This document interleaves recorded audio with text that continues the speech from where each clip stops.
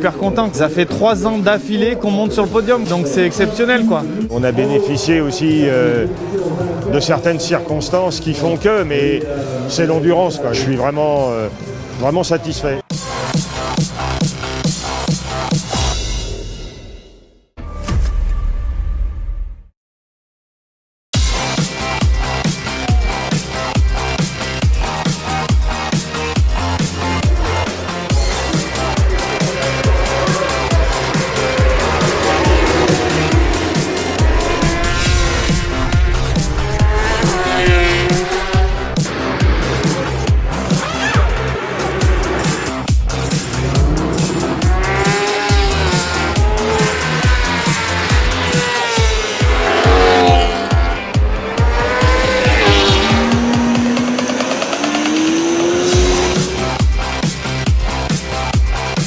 Je suis super content. Ça fait 3 ans d'affilée qu'on monte sur le podium, donc c'est exceptionnel, quoi. On a bénéficié aussi de certaines circonstances qui font que, mais c'est l'endurance, quoi. Je suis vraiment satisfait.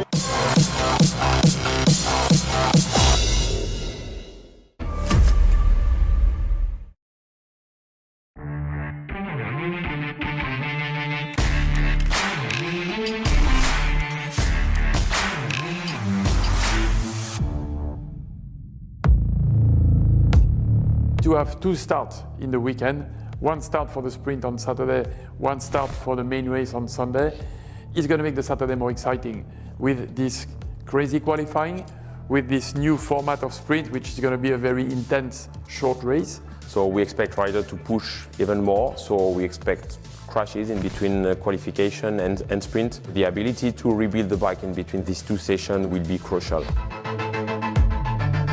To get a good result, you have to be in the top 3 rows. It's a double whammy because you start in the same place, you know, so if you have a bad qualification, you have a bad Saturday, and you're starting in the bad position again on Sunday, you know, to keep the rider there, to keep him mentally there, all these little challenges we have to see, you know. It's going to change in the way of riding, especially on Saturday, but also on the endurance psychologically test of the teams and on the riders.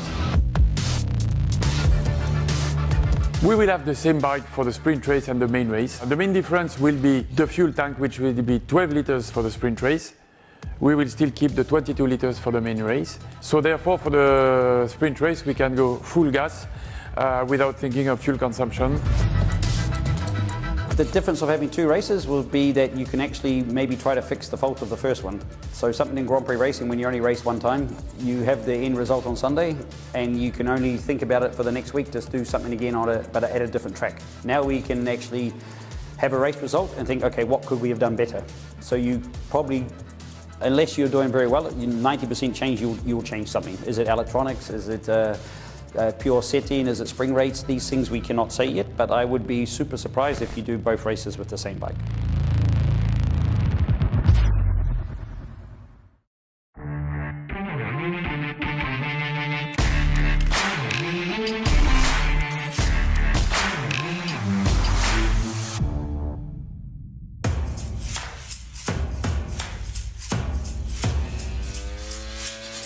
This year I'm the only rookie. We compare with riders with a lot of experience already in MotoGP. That's why we need to be a little bit patient maybe at the beginning. I want to improve every race and finish the season being the best rider of the Pierre Mobility group. Let's give him some time to learn the bike. We know it's not such an easy bike, so we want him to learn and to improve all through the season. I think he's got everything to succeed. He's fast, Moto2 World Champion. He's clever. He understands that you don't need to be only jumping on the bike and opening the throttle early and braking late. MotoGP is much more complicated.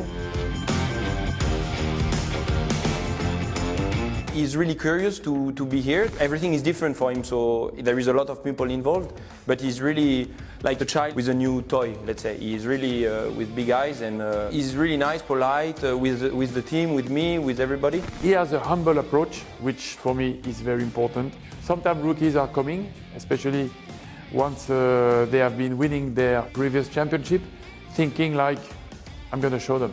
It's difficult. A MotoGP bike, you need to learn, you need to show respect. And if you don't learn, then the bike will be stronger than you and send you to the moon. Every year I want to win, and last year I had the pressure of being world champion, and now it's a different pressure, but I like the pressure. We need this pressure now, so yeah, I'm ready.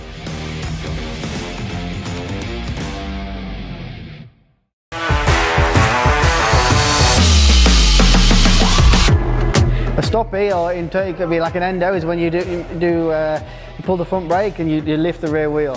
So sometimes this can be on a fast lap, you see in certain corners of the calendar where the undulation, you see the bike's endoing a little bit. Or if a rider's playing a little bit and trying to have a bit of fun, they can make an exaggerated stoppie at the end of a session. This is the moment that you lose the grip, but you don't lose completely the grip because the bike finds the grip. So you jump off the bike because the bike lose the grip and get the grip, and you jump off the bike on top. So a slipstream is basically when you're behind one or more riders, is the benefit you get from being in the air behind, because as the bike in front passes through the air, because there's nothing in front, so you take obviously a lot of wind. So if you're directly behind or just behind, then you take this is when you see the speed of the bike, you can improve a lot of speed of the bike and overtake, or at least get a real good top speed. Parc fermé, it's a French word, but everyone say parc fermé because it's the place where the first three guys in the Saturday and Sunday goes. That means that if you go on parc fermé, you make a really good job. Yeah, it's a bit of a slang term us riders use to mean that now is time to get going. So maybe you've been battling with 2 or 3 riders, trying to save a bit of the tyres for the end of the race or a specific point of the race. When you pull the pin means now I'm going to try and make my move and go a little bit faster, let's say, to try and break the group or try and pull away. Basically just means I'm going to go for it and see what happens.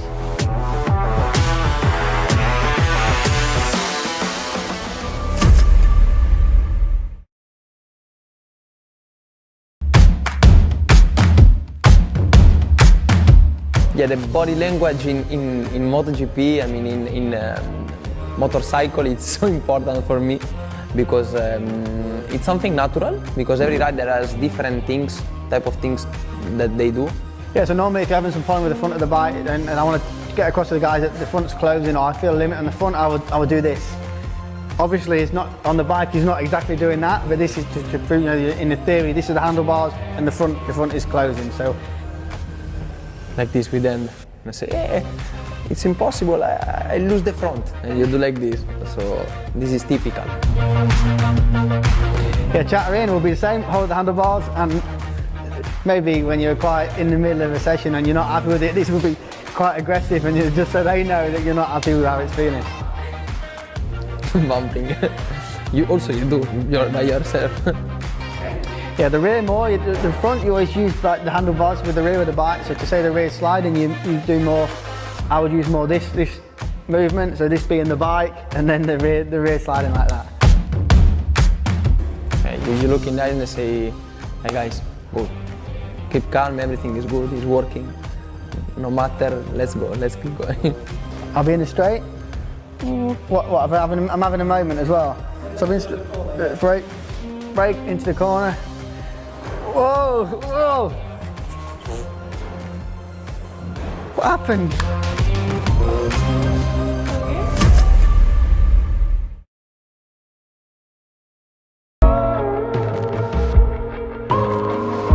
It's our third season we are operating this team, and this year we have a big expectation. All our cars, when they are on track on ELMS, they are here to fight for podium or for win. We have strong lineups with young kids and more experienced drivers. Simon Pagenaud, winner of the 500 miles of Indianapolis, and Pechito Lopez, world champions, Le Mans winner. The point of having this experienced driver is to help the young drivers to reach top level faster.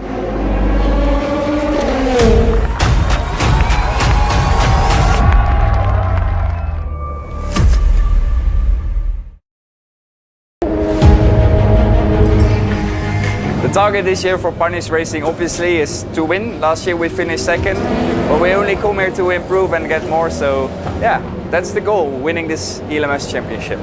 Le partenariat avec elle, pour moi, c'est la fidélité, de leur part, de ma part, c'est ma famille, quoi. Je veux dire, sans eux, j'aurais jamais fait de course automobile. Tout le monde connaît Elf, tous les passionnés, que ce soit moto, voiture. Et moi, je suis très fier que le team porte les couleurs de Elf, évidemment. It's all about passion.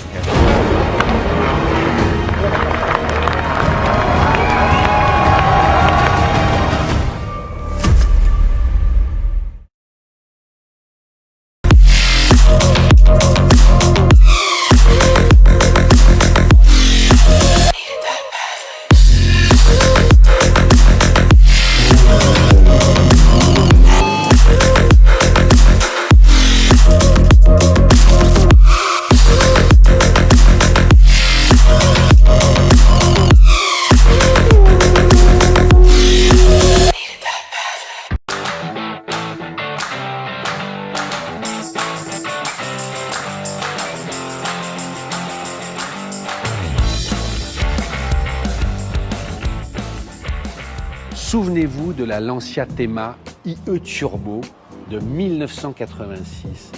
On l'aime parce que c'est vraiment le design des années 80. Regardez ces feux hyper carrés, ces formes assez primitives.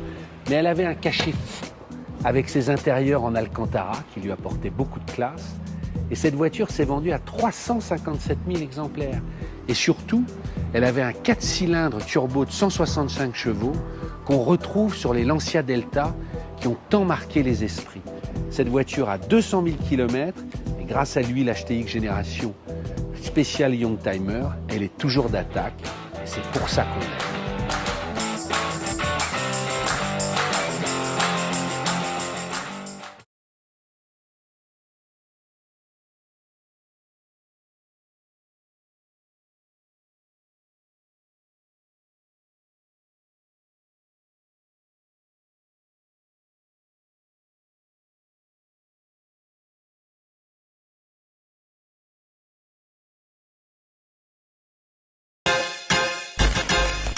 Changer ces plaquettes, c'est pas très compliqué. Il vous faut de quoi lever le véhicule, une pince, une clé, un repousse-piston, du nettoyant frein, des plaquettes neuves. Levez le véhicule, démontez les roues, sur l'étrier de frein, retirez les coulisseaux,